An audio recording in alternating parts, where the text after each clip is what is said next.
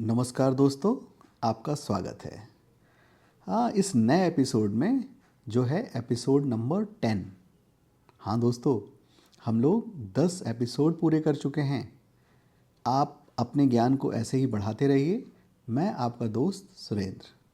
हम इस एपिसोड में चर्चा करेंगे हड़प्पा संस्कृति के बारे में, हड़प्पन सिविलाइजेशन के बारे में, हड़प्पन कल्चर के बारे में, सिंधु घाटी में कांस्य युग की नगरीकरण यानी ब्रॉन्ज एज अर्बनाइजेशन इन इंडस वैली।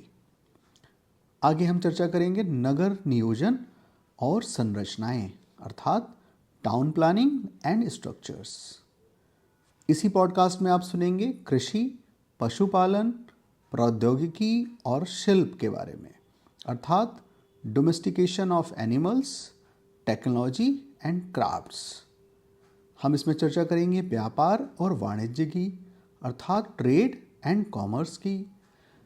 दोस्तों, हम चर्चा करेंगे सामाजिक संगठन, सोशल ऑर्गेनाइजेशन, राजनीति, धार्मिक प्रथाएं मतलब रिलीजियस प्रैक्टिसेस, सिंधु घाटी में पुरुष देवता मतलब मेल डाइटी इन इंडस वैली, वृक्ष और पशु पूजा, हड़प्पा लिपि के बारे में अर्थात हड़प्पन स्क्रिप्ट के बारे में, माप और तौल यानी कि उस समय के जो वेइंग के जो मेजरमेंट थे, है ना, वेट और मेजरमेंट, हड़प्पा मिट्टी के बर्तन, हड़प्पा पोट्री के बारे में बात करेंगे, मोहरों के बारे में और मोहर बंदियाँ यानी सील्स एंड सीलिंग्स के बारे में, चित्रों के बारे में यानी इमेजेस, टेराकोटा मूर्तियाँ पाई गई हैं उन पे चर्चा होगी, पत्थर का काम हुआ है बहुत सारा उन पे चर्चा होगी, सिंधु संस्कृति का अंत कैसे हुआ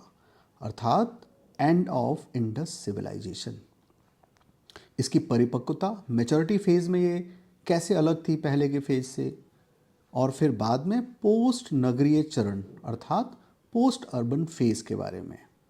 साथ ही साथ हम इसमें देखेंगे नए लोगों का प्रवेश, इस संस्कृति में नए लोगों के प्रवेश से क्या क्या चेंजेस आए, उत्पत्ति की समस्या को देखेंगे, प्रॉब्लम ऑफ ओरिजिन, क्या हड़प्पा संस्कृति वैदिक संस्कृति थी अर्थात was the Harappan culture was वैदिक, इस पे चर्चा होगी। फिर चर्चा करेंगे जो निरंतरता है, प्रॉब्लम ऑफ कंटिन्यूटी मतलब कई चीज़ें आज भी हम उसको चला रहे हैं जो इंडस वैली में थी, हमारे कल्चर का पार्ट है आज भी, और अंत में होगा क्रोनोलॉजी अर्थात कालक्रम। तो दोस्तों, ये पॉडकास्ट बहुत ही इंटरेस्टिंग होने जा रहा है। इसमें हम बहुत सारी नई बातों को सीखेंगे। तो इस यात्रा को रोमांचक बनाने के लिए हमेशा की तरह मैं कुछ सवालों से शुरुआत करूंगा। इन सवालों के जवाब ढूंढते हुए आप हमारे साथ बने रहिए। हाँ, तो चलो शुरू करते हैं। पहला सवाल, हड़प्पा संस्कृति क्या थी और उसका क्या महत्व है। हड़प्पा संस्कृति अर्थात हड़प्पन कल्चर भारत के प्राचीन इतिहास का एक महत्वपूर्ण हिस्सा है।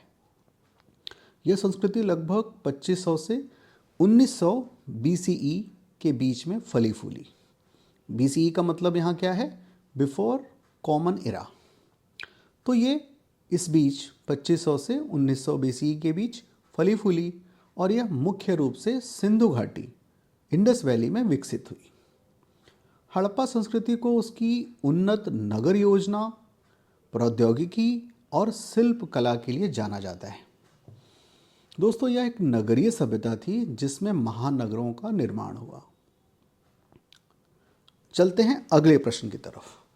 तो दोस्तों, अगला प्रश्न है हड़प्पा संस्कृति में नगर नियोजन और संरचनाएं अर्थात टाउन प्लानिंग एंड स्ट्रक्चर्स कैसी थी। तो उस समय की नगर नियोजन और अन्य संरचनाएं कैसी थी। तो दोस्तों, हड़प्पा संस्कृति में नगर नियोजन अत्यधिक उन्नत था। नगरों को ग्रिड पैटर्न में बसाया गया था जिसमें सड़कें एक दूसरे को समकोण राइट एंगल पर काटती थी। इसी को कहते हैं ग्रिड पैटर्न। हाँ, घरों में पकी हुई ईंटों यानी कि बेक्ड ब्रिक्स का प्रयोग किया जाता था और जल निकासी प्रणाली ड्रेनेज सिस्टम अत्यधिक विकसित थी। मोहनजोदाड़ो और हड़प्पा इसके उत्कृष्ट उदाहरण हैं। दोस्तों जरा सोचें अगले प्रश्न की तरफ कि हड़प्पा संस्कृति में कृषि और पशुपालन का क्या महत्व था। तो नगरीय संस्कृति का यहाँ हरगिज मतलब नहीं है कि वो कृषि और पशुपालन से पूरी तरह से दूर थे। मित्रों, अगर ये नगर बस रहे हैं इसका मतलब एग्रीकल्चर एक्स्ट्रा पैदा हो रहा है, यानी कि एग्रीकल्चर का सरप्लस है।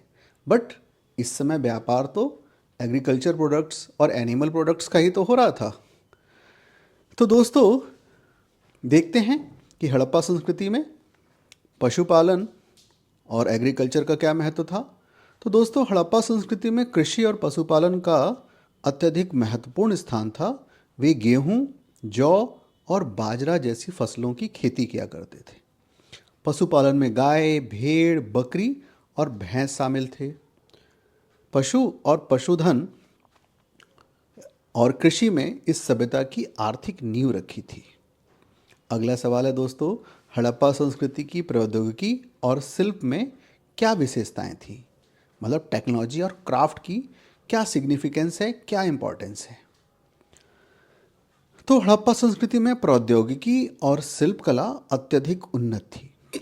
वे तांबे मतलब कॉपर, कांसे यानी ब्रॉन्ज और पत्थर का उपयोग करते थे और औजार और हथियार बनाते थे। हड़प्पा लोग कपड़ा बुनाई, मोती बनाने और धातु शिल्प में भी निपुण थे। अब विचार करें हड़प्पा संस्कृति में व्यापार और वाणिज्य का क्या महत्व था, अर्थात ट्रेड एंड कॉमर्स के बारे में चर्चा करते हैं।